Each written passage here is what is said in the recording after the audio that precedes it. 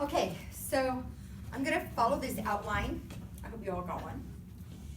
And a lot of information. It comes from this book called The Art of Baking with Natural Yeast. And she starts off in the beginning she has some lectures online too that I was kind of watching. She starts off in the beginning by talking about how in the Doctrine and Covenants it says wheat for the man. And yet more and more people are getting sick from wheat. And that really bothered her, and she set about to find out the answer to that. And this is what she says. She says, when America entered World War II, the company laboratories developed dry yeast. It wasn't until World War II that they came up with what we now call rapid rise yeast. Well, this was great for the bakers. They could bake more bread and sell more product. And it was busy, for busy homemakers and women who are working. Now you can have bread in a matter of hours. She said, but in the 1980s, saw the beginning of the trend, a spike in celiac disease. How many of you know somebody with celiac disease? That's my grandson. Gluten intolerance, acid reflux disease, diabetes, and wheat allergies. And there is evidence to show that bread, well, now they're calling it bread. Now they're calling it wheat and gluten are affecting these. Come on in. Hey, Teresa. So there are handouts over there. So she set about to figure out why there is this spike. So when my grandson developed celiac disease and I talked to his mom, my daughter, I'm like, how can this be? We're told to store and eat wheat, but it's making us sick. How is this? And she started talking about the GMOs, that wheat is now genetically modified. It's not the same wheat that they had in the 1800s. And people say, well, I have buckets of wheat from the 70s. I'm like, that's probably better. That wheat is probably better for you than the wheat today, right? Yeah, it is. But as she started doing all of her studying, she found out that a lot of the problems were related to this yeast that had just been developed in World War II, and that now is so prevalent. All baked goods now have yeast. Even sourdough, commercial sourdough bread, is baked with commercial yeast. And so that was her big aha moment. Because what happens is wheat bran has this stuff in it called phytic acid. And phytic acid not only is not nutritional, it's considered a non-nutrient. Phytic acid actually steals from the nutrition of your other food. It leaches that out of your system. So how do you get rid of phytic acid in wheat? Well, that's what natural yeast does. That's why for thousands of years, people have had and eaten wheat and not had any problem, and it's only been recently. And one of the reasons is that quick start yeast. And so if we can learn how to bake with this, then it provides a lot of health benefits. This is what she says. Natural yeast lowers the body's glycemic response to carbohydrates. As studies showed that not only did it lower the glycemic response better than wheat bread made with commercial yeast, but the body's glycemic response also stayed low for hours. So it makes you feel fuller longer. And if you're a diabetic, it doesn't spike your blood sugars. The natural yeast does, like regular bread. She said, yeast-based products have been shown to reduce the incidence of cold and flu. See, Craig won't eat it, and he's homesick. Can I just say? He won't eat natural yeast? He thinks it's too sour. Oh, yeah. I'm gonna let you smell now and tell you how I combat that, right? Okay. Because that's been this whole month I've been trying to make a product that he will eat. At first I disguised it with egg like French toast, and I didn't tell him. A University of Michigan study showed that once a day supplement of a yeast-derived compound reduced seasonal allergies, including nasal congestion, runny nose, and watery eyes. Natural yeast counteracts the deleterious effect of whole wheat on iron absorption. So it is a better source. You can absorb minerals and magnesium and iron and zinc better. The lactic acid and salts in sourdough slow down digestion, so you feel full longer. Unwanted food-borne fungi are no match for the acidity of natural yeast, so your bread doesn't mold as fast. Anyway, they have just all of these good things about natural yeast. Okay, so now, having done that, this is not why I started cooking with natural yeast. It is a really great health benefit, but my whole point was, I was telling the Davises, I want to be able to make bread when we're living in tents. And somebody asked me, how do you do that? Do we have to store yeast? I do have yeast stored. It's in my freezer, but I don't know that it will be alive when I finally get it out and use it. But this works. And in my mind, this was a skill I wanted to have so that I could make bread and have peanut butter jam sandwiches, during the calamities to come. That was my whole reason behind this. The health benefits are a nice plus for me. But I really wanted to learn how to do this. Now, this is not the first time I've tried natural yeast. I had a starter before. I killed it. So I started again, and I got a starter from Alyssa Weary.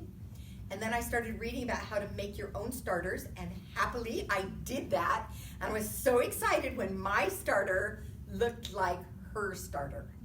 It says in the books, if you look, I'm going to tell you, there's tons of Google videos online that show you how to do this. And every time my husband would come in, he'd go, "You're sitting in front of the computer again." I know, I'm watching a video. But it says that it takes between 6 and 8 days. It depends on the humidity, it depends on the temperature, it depends on this. Mine took almost 2 weeks. And so it did take much longer, but I just persevered and was able to get it to look the same. So let me go back to here. There are different types of sourdough. We have commercial sourdough, which is not healthy. It's just made with synthetic yeast. There's white flour, easiest to keep the starter healthy and baked. That's what all of this is. I am giving you a white flour starter. However, I was telling Claire that I was watching some video, and she said if you're going to make your own starter, use whole wheat or rye flour because the yeast actually likes it better, and it will start up for you faster. So I'm not experienced enough to know the difference. I did not use whole wheat or rye. I just used white flour. If you did that, could you then use that when you went to bake the bread with whatever flour you wanted? So Alyssa told me, she said, I recommend that you bake your bread with white flour yeast. Okay. But if you look online, everybody's using the whole wheat, and I have not tried it. I'll have to. I did hear, or I think, you can start with a white flour starter and then only feed it whole wheat. And it only takes, a couple of feedings before you're switched over. Yeah, it's all transferred. But I also read that they recommend that you stick with something. So choose something and stick with it, okay, and not be going back and forth. So Alyssa suggested that we bake bread with hard white wheat. I did not. The bread that I brought for you today, this is made with, she said hard red wheat is best for bread. This is hard white wheat, and this is white flour, just white flour bread. So I brought that for you to taste. I also brought some whole wheat muffins. She suggested that we use the hard white wheat for pastries. That it's better, it's softer and fluffier. Maybe I missed this, but where are you getting your wheat? Oh, this wheat that's in here, I bought in the bulk section at Winco. Oh, really? Yeah. And it's only 31 cents a pound. So I filled this entire thing up, for cheaper than it would have been if I had bought it in the bag or bought it from the home storage. The advantage to home storage is that it's in those cans, which is really nice. But anyway, okay, we'll talk about that later. But this is Winco, but in the bulk section at Winco, you can actually get the soft the hard white wheat to grind in the grinder.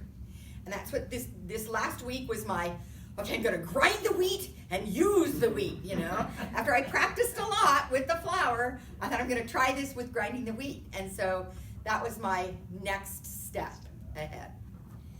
And that's what I actually did. And because Craig works down at the home storage center every Thursday. I'm like, bring me home a can of wheat. So he did, and I used the whole thing. And had to go to Winco and buy more. Because some of it I had to throw away. I mean, I was practicing, right? Right. And anyway. Elkhorn wheat, I did watch one video by some lady, and she said that's all they use. And it's einkorn. Is it Einhorn? Sorry, Einhorn. I'm reading it wrong. Thank you. Yeah. Einhorn, and she likes it the best, but it's like super expensive. But her son or somebody with celiac disease, it doesn't affect them at all. Yeah. Right? We have a lot of that, and that's what I use, is einkorn. Do you get it online? Where do you get it? Get it online. Forget the name of the place I get it. It's a ancient non-hybridized Right. wheat from actually Italy. Right. So it is expensive, but my family can eat it, and they couldn't eat it unless they can only handle it if it's been If you make it made with- with sourdough, the fermented thing, and then it seems to. Yeah, so this one video I watched, that she said the same thing. She said they preferred it, and now that's all they use. So, but you can also use spelt flour or rye flour or any of the types of flour. I've not gotten there yet. I'm a real, when they say, oh, try this variation, I'm like, no. I'm just gonna stick with what I know until I get good at that before I start branching out. One of the ladies I watched says that she found that her ground wheat will start to sour after a couple days. I thought it was good for 6 months. But she says she can smell the difference after a couple of days, so she recommends that we only grind what we're going to use. And I didn't have any problem with that. I used it all up. And she also said the freezer is the best place to store it, that even in the refrigerator, it will sour after a while. Okay, so let's start about sours. Let's talk about starters. A starter, you can either, go ahead. I don't know if I should throw this in at this point, but Sure. I learned years ago that if you grind your wheat and use it immediately within 24 hours, the nutritional value begins to decrease the moment it's ground. Yeah. And what it will do is it will get rid of varicose veins, it will get rid of high cholesterol, it just kind of cleanses your body. So if you really want to get the most out of your wheat, you're supposed to grind it and use it right away. Grind it and use it. I don't know about the sour thing or how long it lasts. It makes a difference with the bread, and we'll talk about that when we get into the recipes. Well, we'll talk about it now. It makes a difference with the bread because it takes longer for the fresh ground wheat to absorb the liquid. So what I did was I put in the bread mixer and mixed everything in there, and then I covered it with a wet towel and let it sit for 20 minutes. So that when I came back, it had absorbed more, and you don't have to add, you don't feel like you have to keep adding flour. You know, when you add a lot of flour, then it gets that real dense and it's not as light and feathery. So if you let it sit with the liquid, then it will absorb, that fresh ground wheat can absorb more of the liquid before you start kneading it. Did you have a question? We're good? No, stretching my arm. Oh, sorry. Okay, so you can keep your starter on the counter or you can keep it in the refrigerator. But every time you feed your starter, it doubles. And you can imagine it only takes 5 days and you have 20 quarts of starter. I mean, it just multiplies really fast, right? So what I did was I kept it in the fridge. The first time I just kept it in the fridge all the time. And you don't have to feed it. You only have to feed it like once a week or twice if you're using it, if it's in the refrigerator. This, if you keep it in the fridge, you want to have a hard lid. Otherwise it'll dry out and it'll get a crust on top. If you keep it on the counter, you have to have something breathable. These are coffee filters. First time ever I had to buy coffee filters, right? So, but this is in the fridge. Now, this has been in there for probably 2.5 weeks and has not been fed. And there is a little, I'm just going to show you. There's a little puddle of black smell. You have to smell. Right? So that black does not hurt you. But if you're going to cook with it, and if you want it really soury, stir it in. Right? Did you smell, Charlotte? Yes. Okay.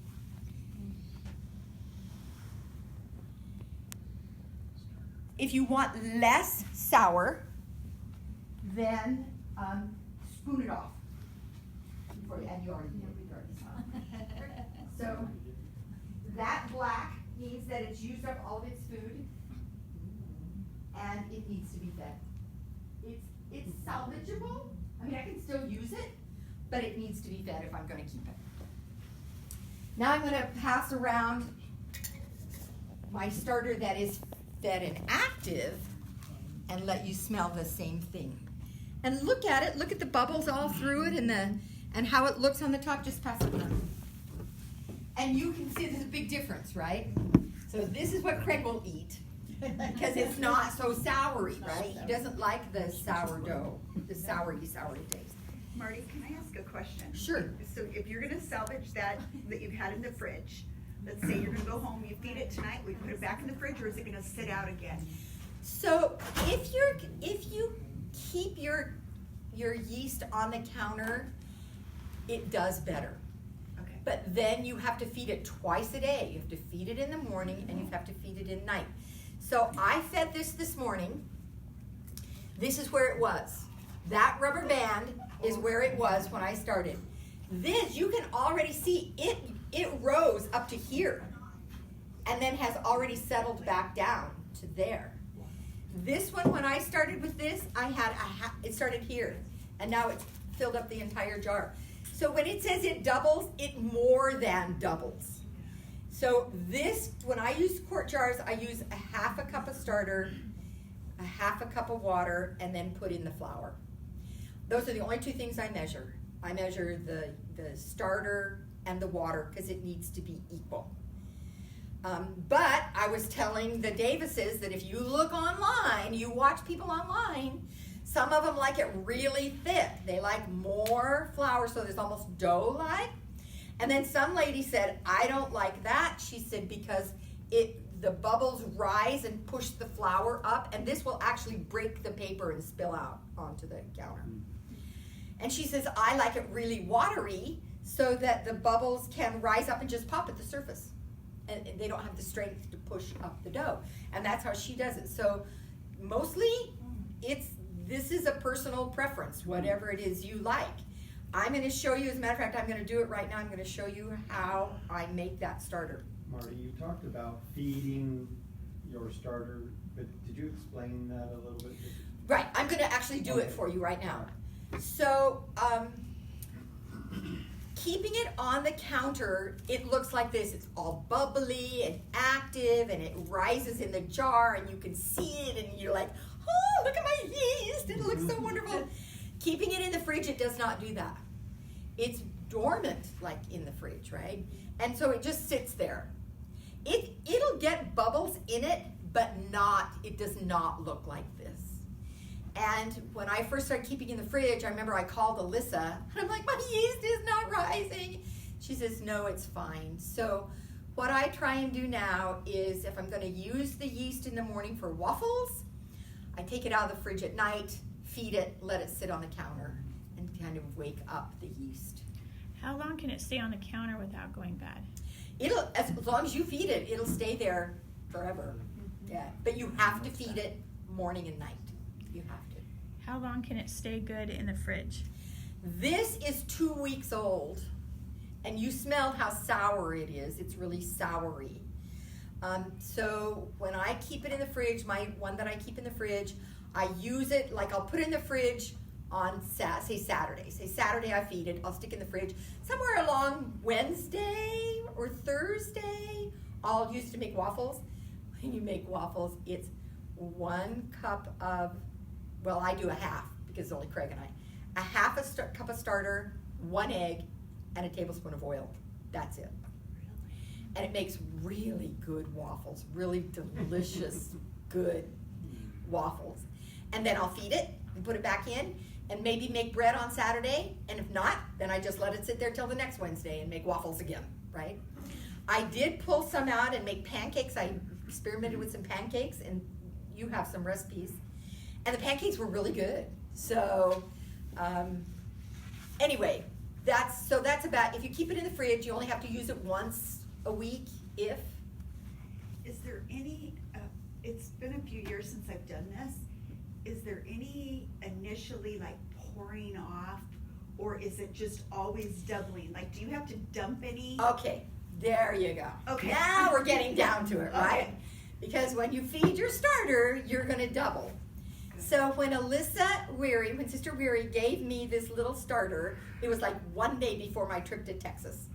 Well, I knew Craig would kill the starter. I mean, he just was not gonna baby it like I did. I hauled that starter with me all the way to Texas and back and fed it in the motel every morning and every night. But the secret is you just have to keep a small amount, really. You can keep as small as 1 tablespoon amount. And so I kept a 1/4 cup.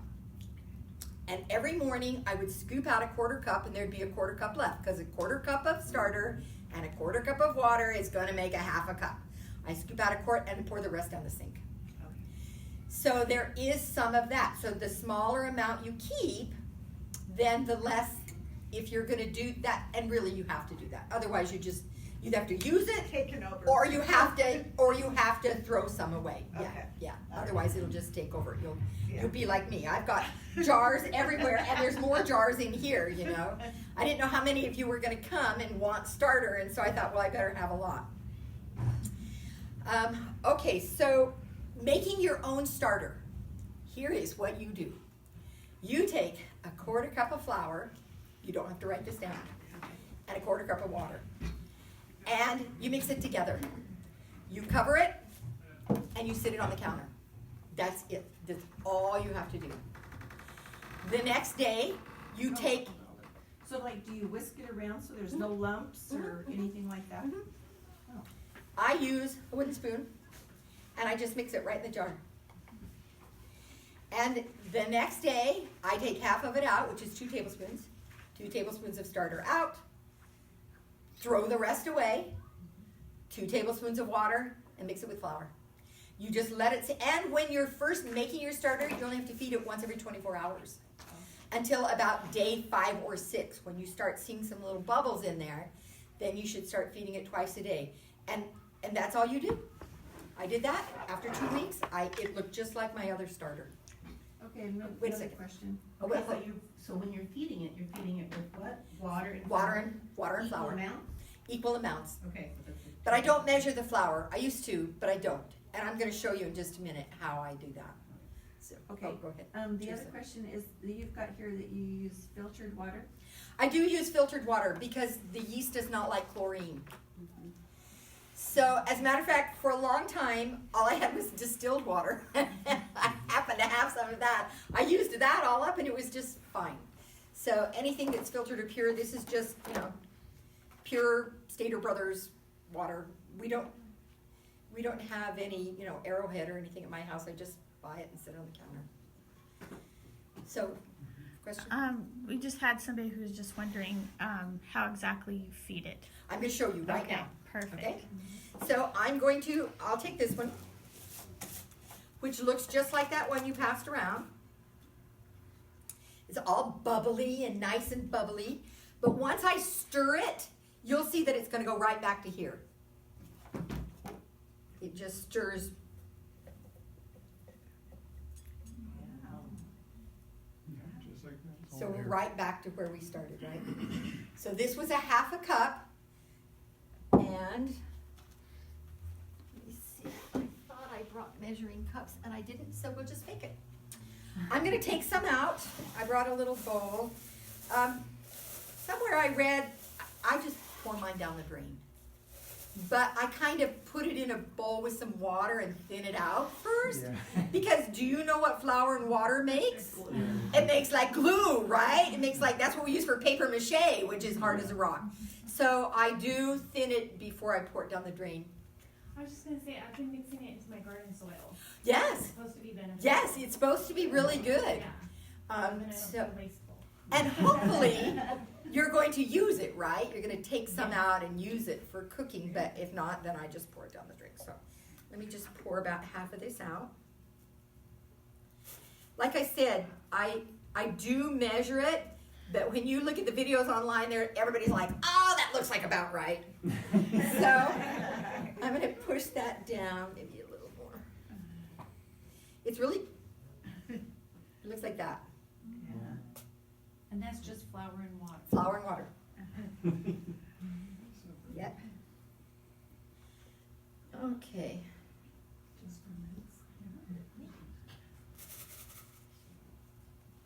All right, so I'm going to eyeball this now. That looks like about half. It's about up to half that rubber band.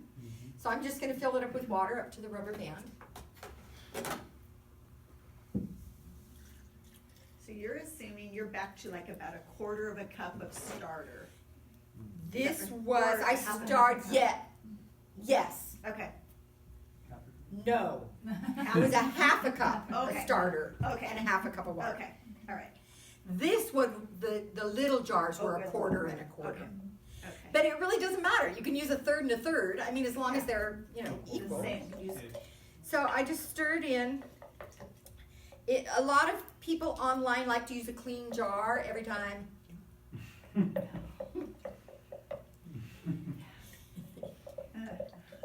not doing that.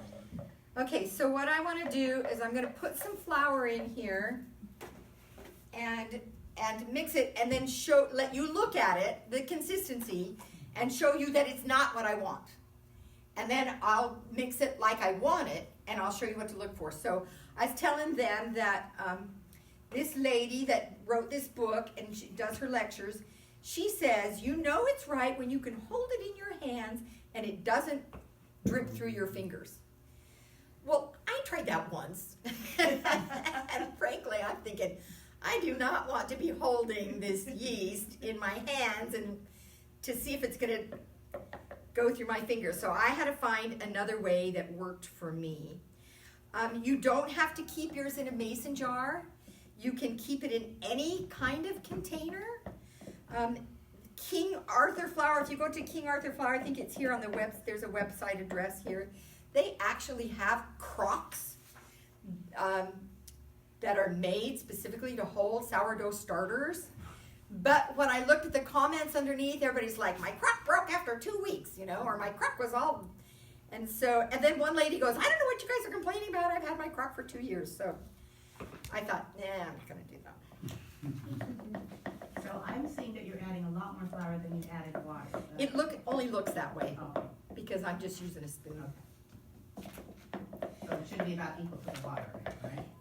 They say that if you're going to use like a half a cup of starter and a half a cup of water, you should use like a heaping half a cup of flour so that it is a little bit more. Okay, So it's important that the water and the starter are the same amount, and then the flour you're really yes, and then the leaning flour in. however you want, right? Okay. Okay, so this is just, looks like pancake batter. Pancake batter. This is not enough flour. And what I do, the way I look at this, I want to be able to scrape the yeast off the bottom of the jar and see the glass at the bottom of the jar. That's what I want to do. I want to be able to mix it and pull it away and have it stay. Oh, sorry. You're the baker. Okay, so it's not enough. So let me add some more in there. And then I'll just pass it around and you can each see how that feels. So like I said, when I was first doing this, I measured everything. I measured the water, and I measured the yeast, and I measured the flour. And then once I figured out how I wanted that to go, that I wanted to just be able to pull it away from the bottom of the jar, then I stopped measuring the flour. I just put it in until it's how I want it. On this waffle recipe, it says starter, eggs, and olive oil, so you don't add any more flour or anything? Nope. You don't. Okay, so as I'm pulling it away, I pull it away and then it all goes back in. So it's not enough yet.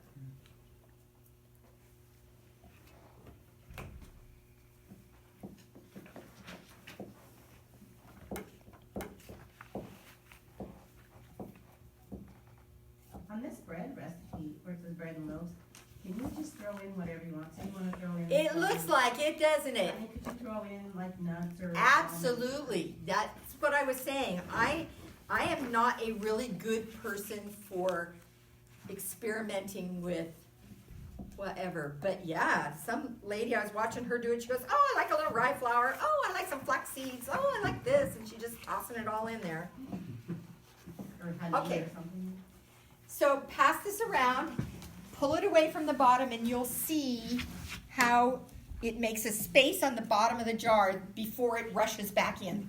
That you can see how it is. And that's how I like mine.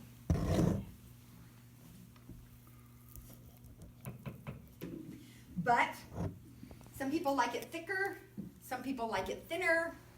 There's really no one right way, but that's how I like it. That's what all of this was made that way.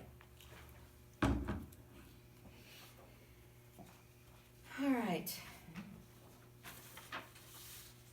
So I talked about making your own starter. You just simply start with flour and water, and you mix it, and take half out. So, and then just keep doing that every day. For the first 5 days, you only need to feed it once a day, and then feed it twice a day. And by this said, mine took 10 days, somewhere between 10 days and 2 weeks. There is a thing called a water test. That if you take a scoop out and put it in a cup of water, it's supposed to float. And they say that if it floats, then you know it will raise your dough. But that's not true. Mine never floats. It always sinks. And it still works anyway. So that's a myth. So can you take the one you have in the refrigerator and make it one that's on the counter? Yeah, absolutely. As a matter of fact, I do that before I use it. So this is one of those things, you know how we all are, we're like, oh, I'm going to make chili tomorrow. I'm going to put my beans into soak the night before, and we never do that. You get up in the morning, you're like, oh. And so this is kind of like that same thing. You know, if you're going to make waffles in the morning, you probably should take your yeast out the night before and let it sit on the counter, feed it, and let it sit on the counter and get all active. But if you don't, it's still okay. I still use it anyway. So if you But would as soon like- as you use it, you have to feed it. So if you were gonna say go on vacation and you didn't wanna take it with you, would you just Yeah. stick it in the fridge? Okay, so the going on vacation Oh. thing, right? If you're only going to be gone a couple of days, even up to a week, stick it in the fridge. I told you this has been in the for 2 weeks. Okay. It's really sour, Yeah. and once it sours, you cannot unsour it. Once it's sour, it stays pretty sour. Okay. You can find somebody to babysit your yeast. I'll babysit your yeast. Or you take it with you. That's what I did. I babysat that all the way to Texas and back so that it would be good. Okay. Yeah, it's, and you know, when I went to Texas, I put my kefir water in the fridge and it never came back. Really? Yeah. No. So, okay. Here are some of the things I learned about cooking with yeast. The very first time I ever tried it, I was all excited. You do it at night. It has to rise for 10 hours. So in some of the videos, they do it at night and they let it rise all night. One video, she did it in the morning and let it rise the whole time she was at work and then baked it when she got home from work. So either way works. I really like the night method. You know, Craig goes, I'm going to bed. I'm in the kitchen making my little yeast dough. But I set it out on the counter. I covered it and set it out. It's if you've made bread, it's a lot the same process.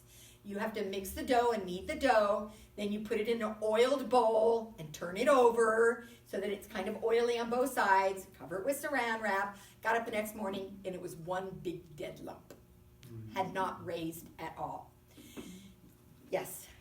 Someone says, so is sour is for sourdough bread? So yes, but you're going to taste this and it is not sour. So it's called sourdough and can be sour, but it also will raise a really nice loaf of bread. Or pancakes or I mean. Or pancakes so or many anything, things. right? So Or these muffins are- sweet, my sweet blueberry muffins are not sour either. So when I was a very young mother and I was making 8 loaves of bread a week for my large family, I remember I had a batch of yeast that was dead. I was not using this, I was using commercial yeast. And it was dead and it didn't rise. And I remember calling my grandmother in tears because I had used 5 pounds of flour to make all these 8 loaves of bread. And she goes, "Oh, honey, don't worry about that." She says, "Just get some new yeast, mix it in a little bit of water, make a well, pour the new yeast in, and mix it up." So I was able to save all that flour and bread stuff by just adding some yeast. So the first time when I sit on the counter and it didn't rise, that's what I did. I just got commercial yeast out of the fridge and mixed it in. And then I thought, no, I can do this. I can figure this out. Well, what happened was my kitchen was too cold. It was when we were having that cold snap. Yeah. And we don't like the heat up at night because then we can't sleep. And, we're upstairs and it's cold downstairs, but it's hot upstairs, that kind of thing. Yeah. So then I was reading online and somebody suggested that you put it in the oven with the light on, that it's just enough warmth.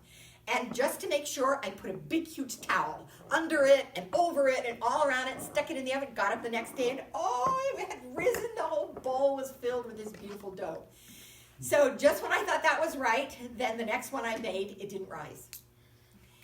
Then I read that when you're mixing in your mixer, because now all you really need is starter, salt, water, and flour. That's all you need. Never put the salt in with the yeast. Salt kills yeast. So here I had this whole batch of dough that I had killed because I had mixed the salt in with the yeast. So instead of using commercial yeast, I just mixed some more of this in with it. Well, then it had to sit out for another 10 hours to rise, which it did, but then it was like super sour. And Craig will not eat the sour bread. So I ended up throwing that away. So every time I would just learn a little bit more and make some mistakes and get a little bit better. So are you saying you needed to mix everything and then add the salt? When do you add the So salt? what I do now is I take the first cup of flour or 2 cups of flour and I put the salt in there and I stir it in with the flour and then it incorporates just fine. Oh, okay. One of the ladies I was watching, as a matter of fact, she's the one who did this very first recipe that says 6 loaves of bread. She, in her bosh, she put like 3, I think it calls for 21 cups of flour. She put 10 cups of flour in, and then she put the salt on that, and then she put the other 10 cups of flour in. Okay. So, but then somebody else, I said, just mix it in with the flour, and that's what I do now. Okay. You can put your starter. Oh, and the other thing I bought a Bosch. Don't tell Greg. He's not going to watch this, I know. So he's not going to know. He doesn't know how expensive they are. I bought a Bosch mixer. Well, there's just 2 of us. It doesn't need only 1 loaf of bread well enough. So I went back to my KitchenAid. I have a KitchenAid with the dough hook, and for a small amount of dough, now that will barely hold 2 loaves of bread. The flour just is like everywhere in there. So if you're gonna make a big batch, then you want to use the Bosch or something that holds a lot. But the KitchenAid works much better for just 1 loaf of bread. There's a smaller Bosch too, the ones they use in Europe. Oh, are there? I can't buy another one. Can you return it? I'm done. Maybe they'll sell it here. I know, right? Yeah. So you cannot mix the salt in directly with the yeast. It has to have a somewhat warm. Now you don't have to, when you use commercial yeast, you have to worry about the temperature of the water. You have to test it and make sure it's not too hot or not too cold. You don't have to do that here. I use just, room temperature water. It can be too hot. You don't want it to be too hot, but you don't have to worry about the temperature as much as you do with the commercial yeast. So was the cold air just making it so it wasn't Yeah. fermenting? Okay. So, but it works really well in the oven, and now I do that all the time now. Okay. Let's see. Oh, here's the other thing. So in her book, she talks about having this soft, goopy dough. Well, that is really opposite of what I've ever done when I've made bread, which is this nice, round, floury, dough. And she talks about a goopy dough only because you have to let that dough, as you knead it, the wheat will get used up in the water. It will absorb that water as you knead it. So in the beginning, before you knead, it's not like with white bread. It is kind of goopy. You can either let it sit with a towel or you can knead it, but it will mix in. So then when I went to get it out of the bowl, it was still kind of sticky, right? So normally I would just put flour on the table and flour on my hands, but she suggests use water. So I thought, I will try anything once. Put water on the counter, water on my hands. That dough lifted right out. I put it on there. I shaped it all nice up. And it just worked absolutely fine without needing that extra flour. There are websites, if you Google, how do I make my bread less dense? That's one of the answers, is to not use as much flour, especially whole wheat flour. Not use as much flour, and so you accomplish that by just putting water on your hands. And at first I thought it would make the dough like goopier, and it totally doesn't. It just makes it less sticky. And once you set it to rise that first time through, then it was just fine to work with. It was really good. So that's how I do that now. Let's see. I killed it with salt. Oh yeah, for a long time I only made waffles. I was afraid to try the bread. Craig, because he does not like sourdough, he likes sugar in it. And I tried one with brown sugar. It was okay, but the honey really is much better. Both of these loaves that you're going to try are both made with honey. And I just kept putting it in until he'd eat it. I made one loaf with only 2 tablespoons, and he goes, oh, still too sour. So then I used a 1/4 cup, and then I used a little bit more than a 1/4 cup. So I just kept putting it in there until he would eat it. Let's see. I think there are some resources online. Hold on just a minute. My dough is too sour. What can I do? My dough is not sour enough. What can I do? If you will just look at that website, culturesforhealth.com, that will answer those questions. I didn't look at it because I don't want more sourdough. I want just what I have. I was watching some lady, I've been watching these videos and how she makes those round sourdough things and slashes the top with the razor blade. That's my next step. But I have not done that yet. The artisan breads. Yeah, I haven't done it yet. Go ahead. Okay, so you've got bread 2 loaves and bread 2 loaves, and those 2 recipes are very different. Yeah, right? So this is what I found as I started looking up bread recipes. Everybody's is different. And they'll come out about the same texture and about the same, so it's just whatever you prefer. Whatever you want. The one has honey. Now this one, I believe this half of one, is the one up here. See where it says bread 6 loaves? I cut it all down. So I put a little bit of vital wheat gluten in it, which, by the way, you can get in the bulk section at Winco. So if you're wondering where to get that, you just get a little baggie. You only use like a tablespoon of it. So it's okay to take that 6 loaf and cut it in half. Yeah, that's what I did. Whatever. Yeah, and sometimes when it wouldn't fit, I'd fudge. Like rather than have 7/8 of something, I just put in a cup of it, and it worked just fine. This one down at the bottom where it says bread 1 loaf, that's what I use now. But I just kind of adapted that from all of these other things. Notice that there's 2 waffle recipes. The one on the top is the one I like, and the other one I saw, but it had vanilla in it. I wasn't sure I wanted vanilla in my waffles. I never put vanilla in the waffles. And some of them have so much stuff in there. They have like baking powder and all this stuff, and I'm like, well, what do you even need starter for? You might as well just make the waffles, right?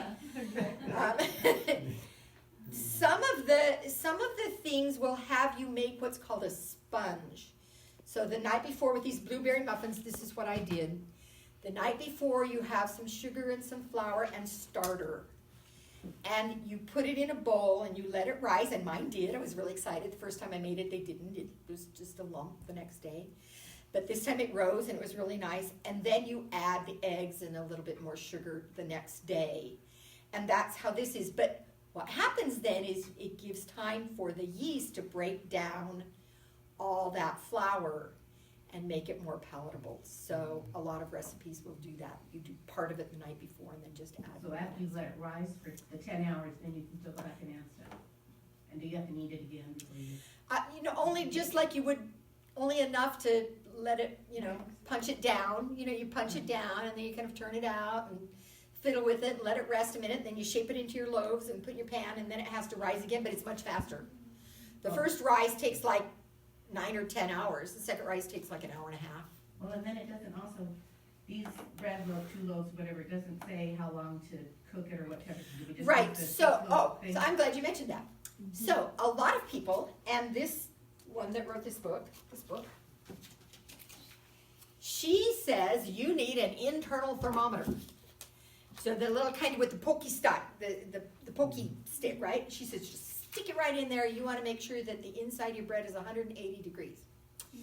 Well, as I start, because I don't have one, and as I started watching some other lady, she says, I just take a knife and I go, and if it sounds hard, it's done. I'm like, I like her.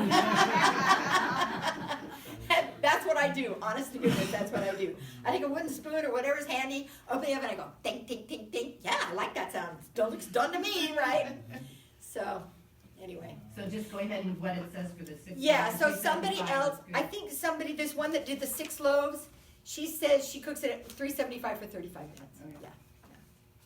And then somebody else, I was watching her, she puts the loaves in the oven with the light on to raise in the loaf pan. And then when it's time to cook, she just turns the oven on And leaves them there? and leaves them in there. So there's like this whole gamut of the way people do things. So I don't know that there is a right and wrong. Somebody's asking if you would mind including your recipes in your next email. Yes, are you going to post this Yeah, and on Facebook? this will also be on YouTube, so you can post the YouTube link. Okay, well, if it's on Our Prepared Community, you can put these, Yeah, I'm gonna put if it I send on it the to you post. electronically? I'll just take a picture Oh, and okay. just post it in the Okay. comments. So if you want the recipes and the handouts, you can get them on ourpreparedcommunity.com, and you can also get them on the Murrieta Steak Facebook page. Are you gonna? It's not .com, it's the, Facebook. Oh, Yeah. that's right. Yeah, It's Our Facebook. Prepared Community You're right. on Facebook. it's a page, but that will also be shared to the Steak Okay. Emergency Preparedness Facebook Okay. page. All right. Group. So there will be a couple places you can get them online then. Okay, I don't know what time it is, but I'm just about done, except letting you taste all these yummy things. So I'm going to go ahead and cut the bread. All right, we'll have a closing prayer. Okay. That way you guys can taste and go.